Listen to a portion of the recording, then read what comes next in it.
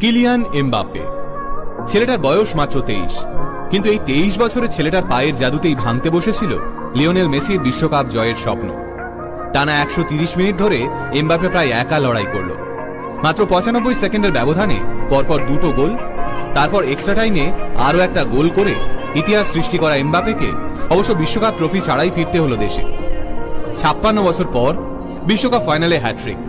Kylian Mbappe ছাড়া আর মাত্র একজন প্লেয়ারই 56 বছর আগে এই রেকর্ড করতে পেরেছিলেন। এই মুহূর্তে মারাদোনার উত্তরসূরি বিশ্বকাপ জয়ী মেসিকে নিয়ে ফুটবল বিশ্ব উন্মাদনায় ভাসছে, কিন্তু তারই মাঝে ফ্রান্সের 10 নম্বর জার্সি পরা এমবাপ্পে যেন বুঝিয়ে দিলেন আগামী দিনে বিশ্ব ফুটবলের এক এবং অদ্বিতীয় রাজা তিনি। ফাইনাল ম্যাচ শুরু হওয়ার প্রথম 45 মিনিটেই 2 গোলে এগিয়ে যায় মেসির আর্জেন্টিনা, কিন্তু বিরতির পরে যেন ছন্দে ফিরতে থাকে ফ্রান্স, আর তার সাথে নিজের ছন্দে ছুটতে শুরু করে 23 বছরের এমবাপ্পে। একদিকে 2-0 গোলে পিছিয়ে পড়ার চাপ, অন্যদিকে গ্যালারিতে সমানে আর্জেন্টিনা সমর্থকদের চিৎকার। সবাই প্রায় ধরেই নিয়েছিল 90 মিনিটের বাঁশি বাজলেই লিওনেল মেসির হাতে উঠবে এবারে সোনায় মোড়ানো বিশ্বকাপ।